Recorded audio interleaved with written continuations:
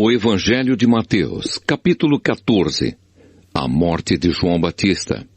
Naquele tempo, Herodes, o governador da Galileia, ouviu falar a respeito de Jesus.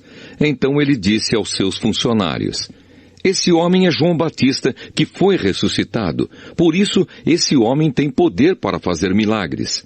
Pois Herodes tinha mandado prender João, amarrar as suas mãos e jogá-lo na cadeia. Ele havia feito isso por causa de Herodias, esposa do seu irmão Filipe, pois João Batista tinha dito muitas vezes a Herodes: "Pela nossa lei você é proibido de casar com Herodias." Herodes queria matá-lo, mas tinha medo do povo, pois eles achavam que João era profeta. No dia do aniversário de Herodes, a filha de Herodias dançou diante de todos, e ele gostou tanto que prometeu à moça: "Juro que darei tudo o que você me pedir." Seguindo o conselho da sua mãe, ela pediu: "Quero a cabeça de João Batista num prato agora mesmo." O rei Herodes ficou triste, mas por causa do juramento que havia feito na frente dos convidados, ordenou que o pedido da moça fosse atendido, e mandou que cortassem a cabeça de João Batista na cadeia. Aí trouxeram a cabeça num prato, entregaram para a moça, e ela a levou para sua mãe. Então os discípulos de João vieram, levaram o corpo dele e o sepultaram. Depois foram contar isso a Jesus. Jesus alimenta uma multidão. Ao saber o que havia acontecido, Jesus saiu dali num barco e foi sozinho para um lugar deserto. Mas as multidões souberam onde ele estava, vieram dos seus povoados e o seguiram por terra. Quando Jesus saiu do barco e viu aquela grande multidão, ficou com muita pena deles e curou os doentes que estavam ali.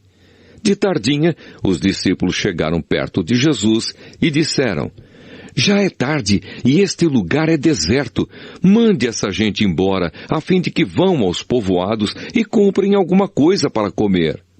Mas Jesus respondeu: "Eles não precisam ir embora. Deem vocês mesmos comida a eles." Eles disseram: "Só temos aqui 5 pães e 2 peixes." "Pois tragam para mim", disse Jesus. Então mandou o povo sentar-se na grama. Depois pegou os 5 pães e os 2 peixes, olhou para o céu e deu graças a Deus. Partiu os pães, entregou-os aos discípulos e estes distribuíram ao povo. Todos comeram e ficaram satisfeitos, e os discípulos ainda recolheram 12 cestos cheios dos pedaços que sobraram. Os que comeram foram mais ou menos 5.000 homens, sem contar as mulheres e as crianças. Jesus anda em cima da água. Logo depois, Jesus ordenou aos discípulos que subissem no barco e fossem na frente para o lado oeste do lago, enquanto ele mandava o povo embora. Depois de mandar o povo embora, Jesus subiu um monte a fim de orar sozinho. Quando chegou a noite, ele estava ali sozinho. Naquele momento, o barco já estava no meio do lago, e as ondas batiam com força no barco, porque o vento soprava contra ele. Já de madrugada, entre as 3 e as 6 horas, Jesus foi até lá, andando em cima da água. Quando os discípulos viram Jesus andando em cima da água, ficaram apavorados e exclamaram: "É um fantasma!" E gritaram de medo. Nesse instante Jesus disse: "Coragem, sou eu, não tenham medo." Então Pedro disse: "Se é o Senhor mesmo, mande que eu vá andando em cima da água até onde o Senhor está." "Venha", respondeu Jesus.